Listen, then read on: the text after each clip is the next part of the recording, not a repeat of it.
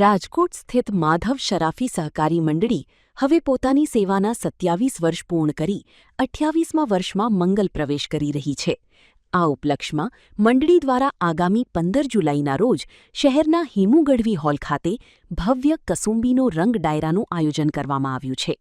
આ સાંસ્કૃતિક કાર્યક્રમમાં સુપ્રસિદ્ધ લોકસાહિત્યકાર લાખણસિંહ ગઢવી અને ભક્તિભજનના આરાધક સાગર મેસવાણિયા પોતાની કલાની રમઝટ બોલાવશે.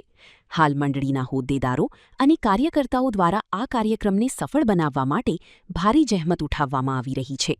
તાજેતરમાં મંડળીના પ્રતિનિધિઓએ અબતક મીડિયાની મુલાકાત લઈને વિશેષ કાર્યક્રમ અંગેની માહિતી આપી હતી.